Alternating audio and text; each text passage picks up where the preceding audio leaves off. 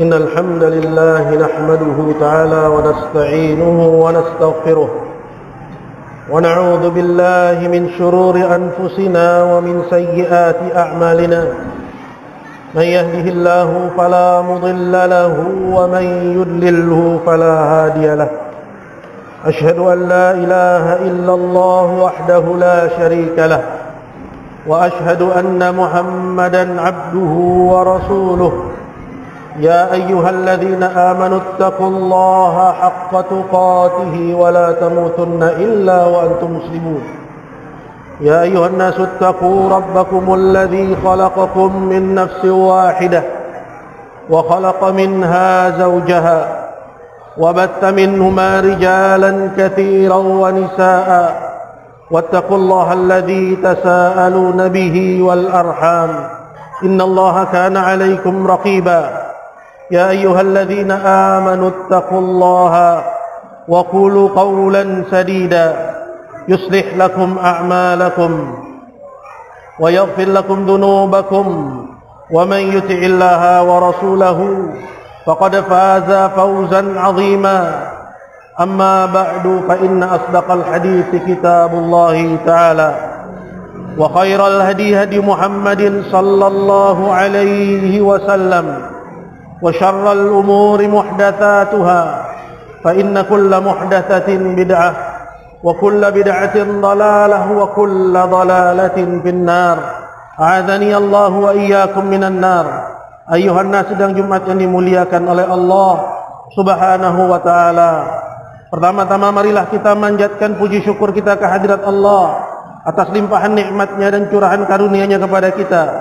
Dan tiada lupa kita menyampaikan salawat dan salam kepada junjungan kita Nabi besar Muhammad sallallahu alaihi wasallam, yang dengan petunjuknya kita mengetahui yang hak dari yang batil, yang dengan hadi dan arahannya kita mengenal mana jalan kebenaran dan mana jalan kerusakan. Sidang Jumat yang dimuliakan oleh Allah, marilah kita sama-sama meningkatkan ketakwaan kita kepada Allah Subhanahu wa taala. Karena hanya dengan ketakwaan Allah Subhanahu wa taala selamatkan kita dari segala macam kesulitan dan dari segala macam beban di dunia maupun di akhirat kelak. Kaum muslimin yang dimuliakan oleh Allah Subhanahu wa taala, sesungguhnya di antara karunia Allah Jalla wa ala kepada hambanya dan kepada orang-orang yang beriman, bahwa Dia telah mengharamkan bagi kita perbuatan kezaliman dan tindakan kesewenangan. Karena kalau Allah Subhanahu wa taala tidak mengharamkannya dan Dia membiarkan orang zalim hidup bebas dengan kezalimannya, maka tentunya yang ada di muka bumi ini hanyalah kerusakan. Dan yang paling berbahagia adalah orang-orang yang zalim, dan orang yang paling menderita adalah orang-orang yang terzalimi. Maka oleh karena itu Allah Subhanahu wa taala haramkan kepada kita kezaliman dari beragam macam bentuknya. Dalam sebuah hadis Nabi kita Muhammad sallallahu alaihi wasallam berkata, meriwayatkan dari Rabb-Nya Subhanahu wa taala, bahwa Allah tabaraka wa taala berkata, ya ibadi inni haramtu adh-dhulma ala nafsi faja'altuhu bainakum muharrama fala tadhalamu. Wahai hamba-hambaku, sesungguhnya aku telah mengharamkan kezaliman untuk diriku sendiri, dan aku jadikan kezaliman itu hukumnya haram di antara kalian. Maka jangan sekali-kali kalian saling menzalimi. Begitu juga dalam hadis yang lain, yaitu ketika Nabi sallallahu alaihi wasallam khutbah di hadapan para sahabatnya pada peristiwa haji wada, haji perpisahan, haji terakhir, di mana setelah itu Nabi sallallahu alaihi wasallam tiada berjumpa lagi dengan sahabatnya ridwanullahi alaihim ajma'in. Kata Nabi kita Muhammad sallallahu alaihi wasallam, ala inna dima'akum wa amwalakum wa a'radakum alaikum haramun kahurmati yaumikum hadha fi baladikum hadha fi syahrikum hadha. Yang artinya kata Rasulullah sallallahu alaihi wasallam, ketahuilah sesungguhnya darah-darah kalian harta-harta di antara kalian, kehormatan sesama kalian adalah terhormat dan terlindungi di dalam Islam, seperti terhormatnya hari ini, yaitu hari Arafah, fi baladikum hadza, di negeri kalian ini, yaitu di tanah Arafah, fi syahrikum hadza, pada bulan kalian ini, yaitu bulan Dzulhijjah. Kemudian Nabi sallallahu alaihi wasallam mengatakan, wasatalqauna rabbakum fayas'alukum an a'malikum, dan kelak kalian akan berjumpa dengan Rabb kalian, dan Allah Azza wa Jalla akan menanyakan kepada kalian tentang amalan-amalan kalian. Lalu Rasulullah sallallahu alaihi wasallam berkata, ala fala tarji'u ba'di kuffaran yadribu ba'dukum riqaba ba'din. Ketahuilah, jangan sekali-kali kalian mundur lagi ke belakang, seperti halnya orang-orang kafir, di mana sebagian kalian saling bunuh sesama kalian. Sidang Jumat yang dimuliakan oleh Allah Subhanahu wa taala. Dalil-dalil ini, begitu juga dalil yang lainnya dari Al-Quran dan Hadis, keseluruhannya menunjukkan bahwa kezaliman hukumnya adalah haram. Kezaliman dengan 3 macam bentuknya. Yang pertama adalah kezaliman hamba kepada Rabbnya dengan melakukan kesyirikan kepada Allah Subhanahu wa taala, dan dia merupakan kezaliman yang paling besar.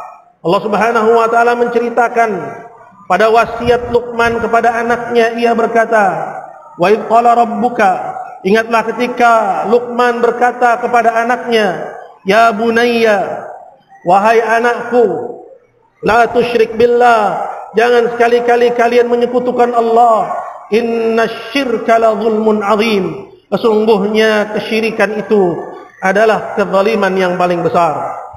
Kemudian kezaliman yang kedua yang Allah Azza wa Jalla haramkan adalah kezaliman seorang hamba kepada dirinya sendiri, yaitu dengan melakukan kemaksiatan-kemaksiatan kepada Allah Subhanahu wa taala, seperti meninggalkan salat, meninggalkan yang Allah wajibkan dari puasa Ramadan, mengerjakan hukum yang Allah Azza wa Jalla haramkan, seperti mengerjakan zina dan yang lain sebagainya dari kemaksiatan-kemaksiatan antara hamba dengan Rabbnya Subhanahu wa taala. Kemudian yang ketiga adalah kezaliman seorang hamba dengan sesamanya.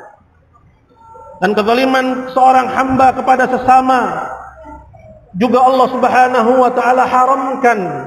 Apakah kezaliman seorang kepada temannya dengan ghibah, dengan namimah, atau dengan memukul tanpa alasan, atau dengan membunuh tanpa alasan, atau kezaliman seorang tuan kepada karyawannya dengan menunda gajinya, dengan tidak menunaikan haknya, atau kezaliman seorang karyawan kepada tuannya dengan menipunya, dengan memperdayainya, dengan mencuri harta tuannya.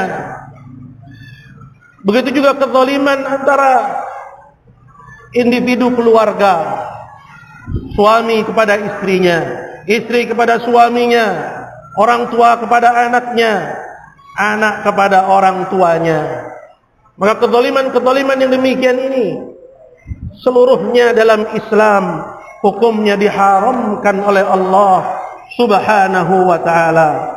Ayuhan nas, sidang Jumat yang dimuliakan oleh Allah Subhanahu wa taala, sesungguhnya kezaliman hukumannya berat di dalam al-Islam, dan bahayanya besar di dalam al-Islam, sesuai dengan tingkat-tingkat kezaliman itu sendiri.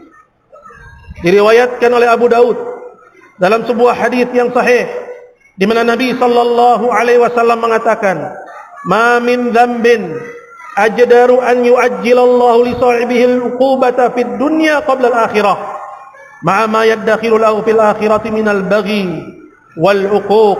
Kata Nabi kita Muhammad sallallahu alaihi wasallam, beliau berkata, tidak ada satupun dosa yang paling mungkin Allah segerakan hukumannya atas pelakunya di dunia sebelum di akhirat, dengan hukuman yang kelak dia tunggu nanti di akhirat, daripada perbuatan al-baghi, yaitu tindak kesewenangan terhadap sesama, wal uquq, dan tindakan durhaka kepada kedua orang tua.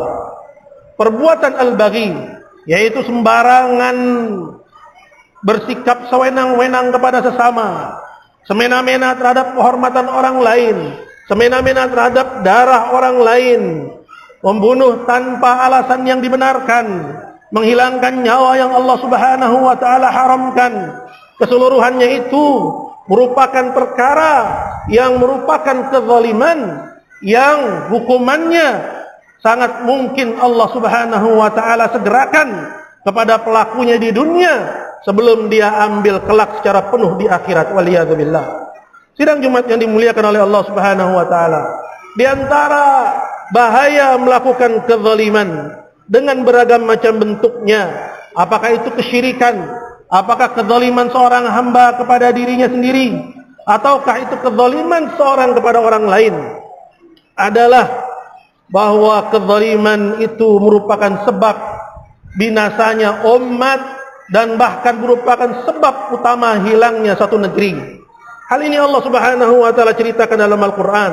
Allah Subhanahu wa taala berfirman, "Wa tilkal qura ahlaknahum lamma zalamu wa ja'alna limahlikihim mau'ida." Dan itulah negeri-negeri yang kami binasakan, kata Allah Subhanahu wa taala.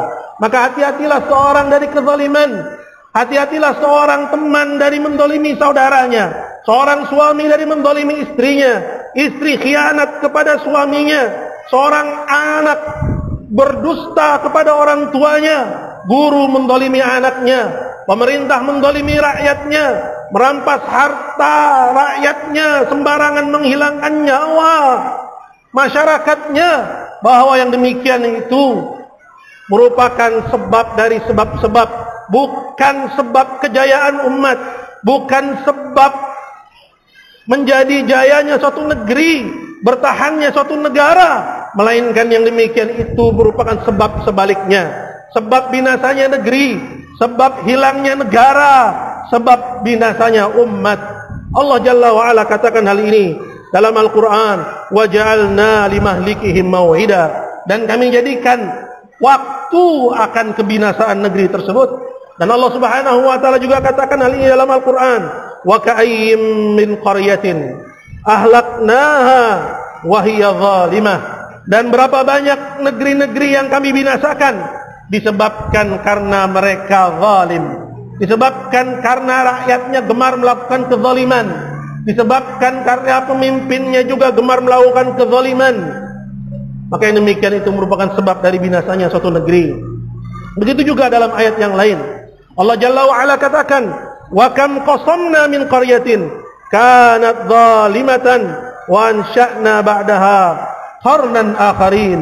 Dan berapa banyak negeri yang kami binasakan, dan negeri itu adalah negeri yang zalim, dan kami ganti penduduknya dengan penduduk yang lain. Sidang Jumat yang dimuliakan oleh Allah Subhanahu wa taala, bahkan kezaliman, tindak kesewenangan dari beragam macam bentuk dan jenisnya merupakan sebab dari sebab-sebab utama terjadinya bencana-bencana yang menghilangkan ribuan nyawa, bencana-bencana yang menghancurkan negeri, menghilangkan kekayaannya dan membinasakan umat.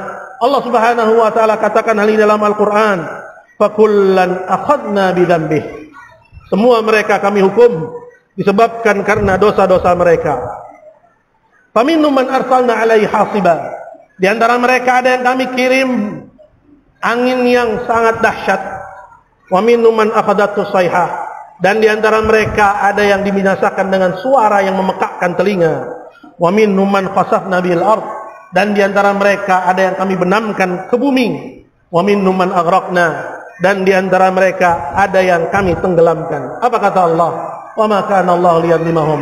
Allah tidak menzalimi mereka, walakin kanu anfusahum yadlimun. Melainkan mereka sendiri yang menzalimi diri-diri mereka sendiri. Hadis sidang Jumat yang dimuliakan oleh Allah.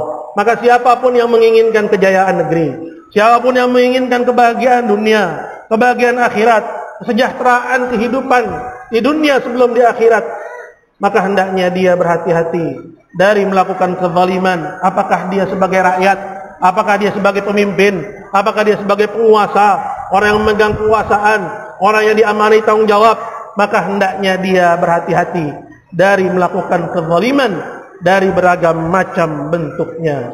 Barakallahu li wa lakum fil Qur'anil azim wa nafa'ani wa iyyakum bima fihi minal ayati wa dzikril hakim. Wa astaghfirullaha li wa lakum innahu huwal ghafurur rahim.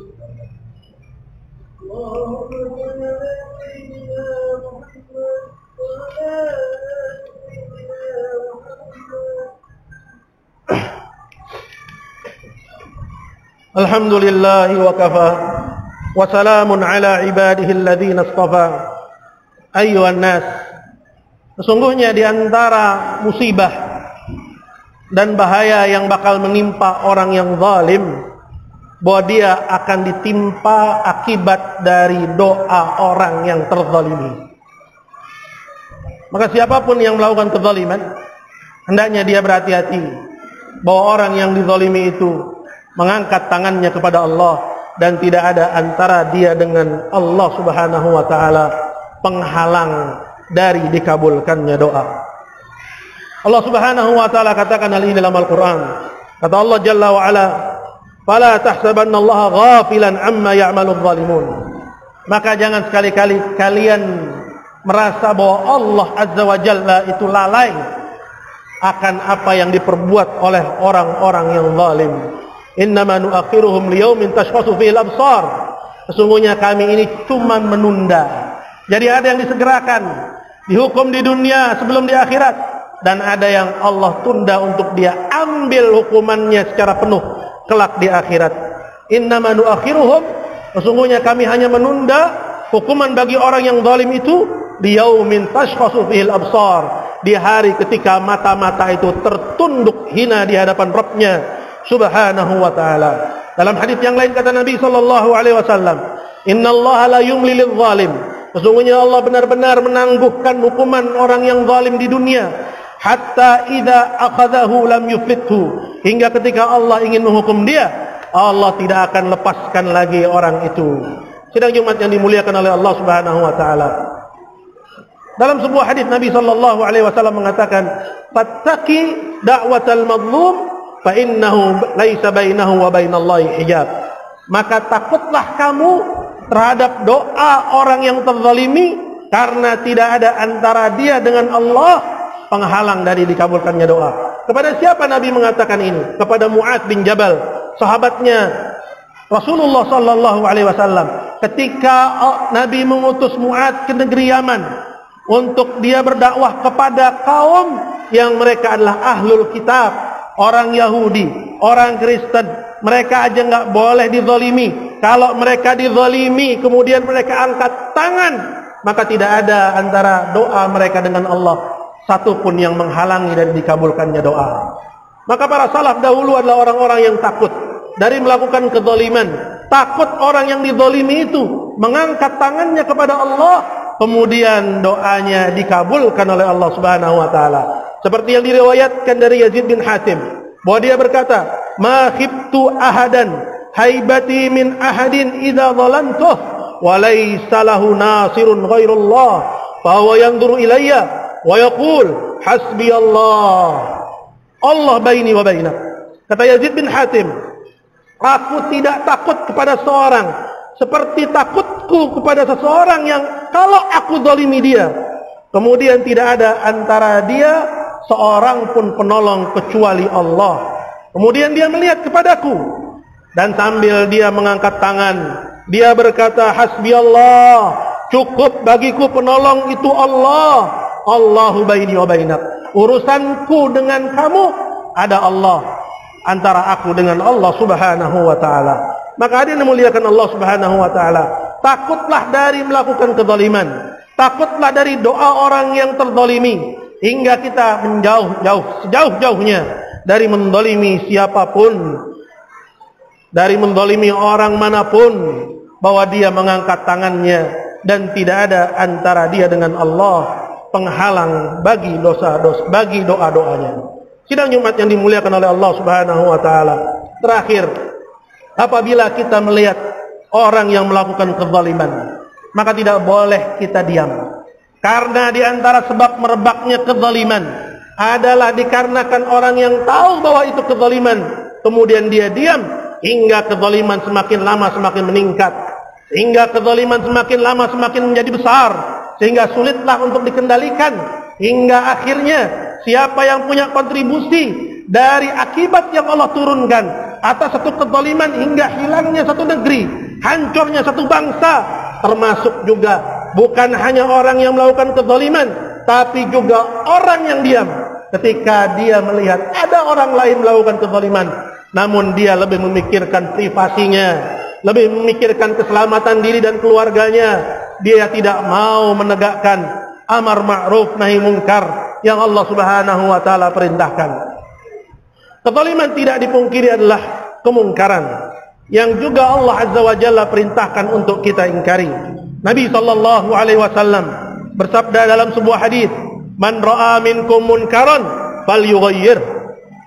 Barang siapa dari kalian yang melihat satu kemungkaran, maka rubahlah dengan tangannya.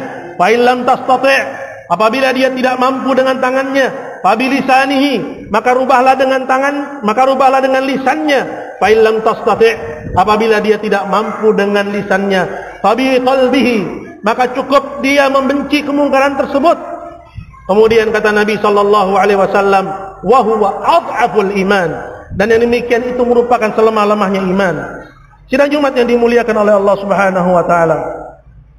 Nabi sallallahu alaihi wasallam dalam hadis yang lain juga menerangkan bahwa apabila seorang itu diam dari melihat satu kemungkaran, dari melihat satu kezaliman yang ada di depan matanya, maka yang demikian itu dikhawatirkan bahwa Allah Subhanahu wa taala akan menurunkan azab, di mana azabnya itu tidak lagi dia memilih hanya orang yang melakukan kezaliman saja yang ditimpa, melainkan juga orang-orang yang soleh juga kena akibat kezaliman dan akibat kemaksiatan yang ada di sekelilingnya, dan dia tidak mengingkarinya. Kata Nabi sallallahu alaihi wasallam, "Innan nasa idza ra'u adh-dhalim," sungguhnya seorang apabila dia melihat ada orang lain melakukan kezaliman, walam ya'khudhu 'ala yadayhi, kemudian dia tidak berusaha untuk menghentikan kezaliman tersebut, ausyaqallahu an yu'aqibahum bi'iqabin min indih, dikhawatirkan bahwa Allah Subhanahu wa taala akan menimpakan hukumannya yang merata, bukan hanya menimpa orang yang zalim saja, namun juga orang yang tidak melakukan kezaliman juga mendapatkan akibatnya. Hal ini sebagaimana yang Allah Azza wa Jalla katakan dalam Al-Quran. Allah Jalla wa Ala mengatakan, wattaqu fitnatan la tusibanna alladhina zalamu minkum khassah, dan takutlah kalian akan satu fitnah, akan satu musibah yang tidak hanya menimpa orang-orang zalim di antara kalian saja. Dan terakhir, Nabi sallallahu alaihi wasallam juga bersabda, unsur akhaka zaliman aw mazluman, tolonglah saudaramu itu apakah dia sebagai pelaku kezaliman atau sebagai orang yang terzalimi. Para sahabat bertanya, ya Rasulullah, kalau yang dizalimi kita tolong, itu kita paham ya Rasulullah, tapi gimana cara menolong orang yang melakukan kezaliman? Kata Nabi sallallahu alaihi wasallam, yaitu dengan mencegahnya dari melakukan kezaliman. Allahumma salli ala Muhammad wa ala ali Muhammad kama sallaita ala Ibrahim wa ala ali Ibrahim innaka Hamidum Majid, wa barik ala Muhammad wa ala ali Muhammad kama barakta ala Ibrahim wa ala ali Ibrahim innaka Hamidum Majid. Allahumma ighfir lil muslimina wal muslimat wal mu'minina wal mu'minat al ahya'i minhum wal amwat. Rabbana innana sami'na munadiyan yunadi lil imani an aminu bi rabbikum fa amanna. Rabbana faghfir lana dhunubana wa kaffir 'anna sayyi'atina wa tawaffana ma'al abrar. Rabbana wa atina ma wa'adtana 'ala rusulika wa la tukhzina yawmal qiyamah innaka la tukhliful mi'ad. Rabbana atina fid dunya hasanah wa fil akhirati hasanah wa qina 'adzaban nar. Wa akhiru da'wana alhamdulillahi rabbil alamin wa aqimis shalah.